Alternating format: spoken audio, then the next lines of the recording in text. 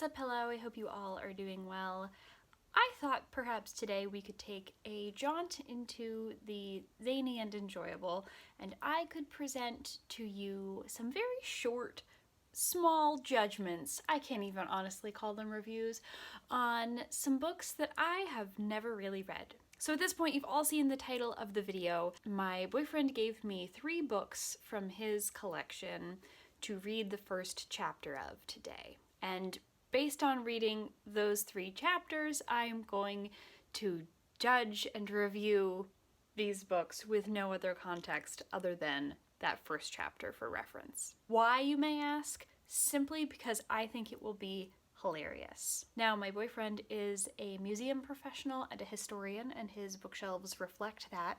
There's a lot of history there, a lot of nonfiction, a lot of science fiction, and a lot of extremely complex fantasy in the areas of like the Viking Age and I don't know whether it's pre-antiquity or I think that's right. I think it is pre-antiquity, and a whole smattering of other areas of history that I'm not going to try to name. So I have an interesting selection of 3 books for you today, all of which I've read the first chapter of, so let's get started. Firstly is this, How to Live Safely in a Fictional Universe by Charles Yu.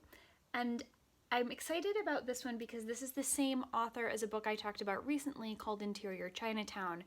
He wrote this book first, obviously, because Interior Chinatown came out very, very recently. This is sort of like a meta look into people who are creating science fiction universes. In the first chapter alone, you're thrown into the setup right from the beginning. I was very confused for the first few pages until it started to even out and I got a better understanding of who this person was and what their job was and where they lived. They live in a tiny box and they work alongside this essentially AI, which is a computing system that helps them build out, I'm guessing, different pieces of this universe. But the writing style here is totally what I would expect from Charles Yu. If you've read Interior Chinatown, he loves to play with the way that style is presented and the narrative is presented. And this is just such a meta look at the building of a scientific world. There's a dog, obviously, you can tell from the cover, but the dog is not really a dog. It's just sort of an ontological thought idea, I guess. Very deep in the idea of what is and what is not. I'm guessing that this probably gets a little more humorous as you read the book. Obviously, I've only read the first chapter, so I would say of the 3 that I read, oh, this is a National Book Foundation's 5 Under 35 winner. And a New York Times notable book. Also one of the best books of the year from Time Magazine, San Francisco Chronicle, and io9.com. It does read a little bit like Douglas Adams, and I think of the 3, this is probably the one that I could read most easily and still feel like I was getting something substantive out of it. So based on the first chapter alone, 3 stars.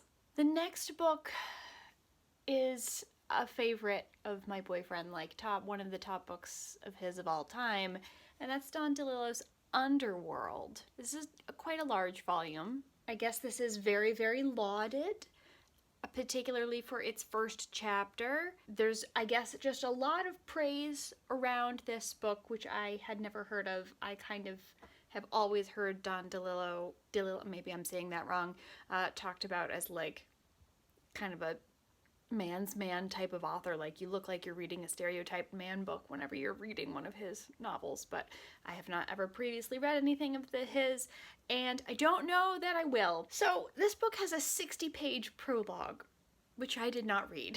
I was not committed to reading prologues or introductions for any of these, only the first real chapter, which of course deprives me of some of the necessary context for some of these stories, and it certainly was that way here. I skipped the first 60 pages, then I also skipped like the next 60 pages because the way that the parts of this book are organized, each part starts again with chapter 1.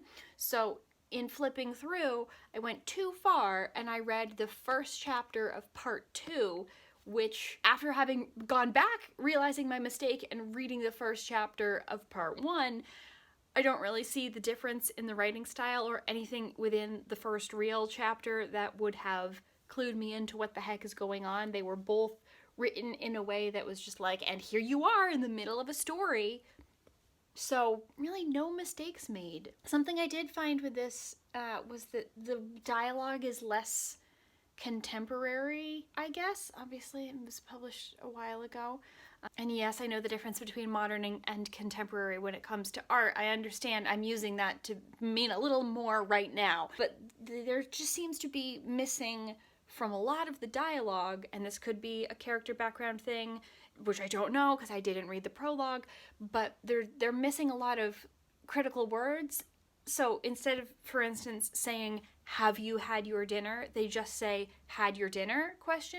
There just seem to be a bunch of half sentences in the dialogue that are in this very weirdly active tense. This is probably too complex for me. There's probably a lot of deeper meaning and stuff that I'm supposed to be getting that's just, I'm not the right person for this. Probably a lot of intricacy here that I'm just missing. Who's to say? Maybe I'm just not smart enough for this. I don't know. There's a lot happening here, but apparently it's very good. 1.5 stars.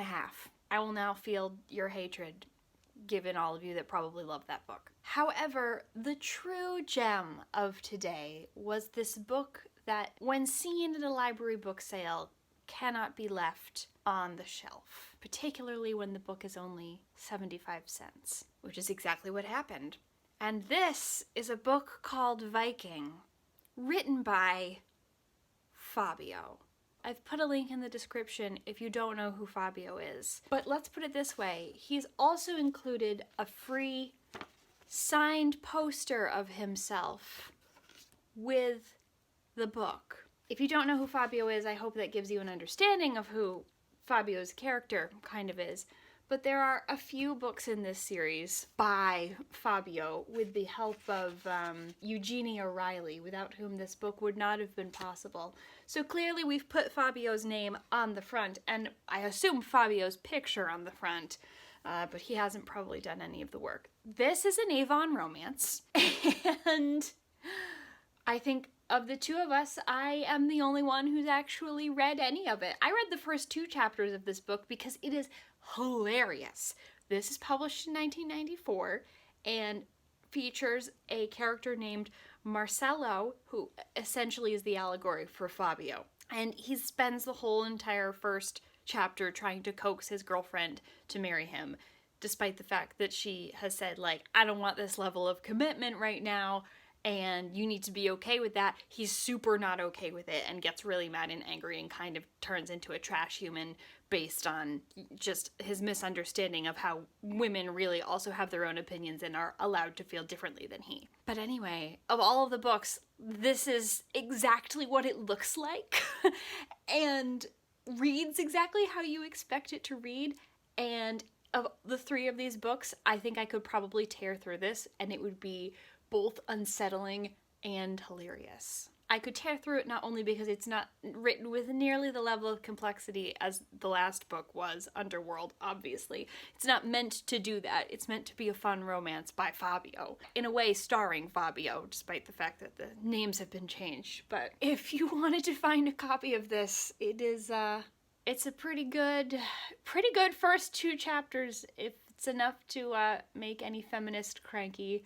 And also make those of you who do not enjoy this genre chuckle, for sure. The reason that it's called Viking is because the 2 characters who are in the first 2 chapters are working on a production set. They're actors. And on the movie set, I believe they're filming a Viking story. So that's why this one is called Viking.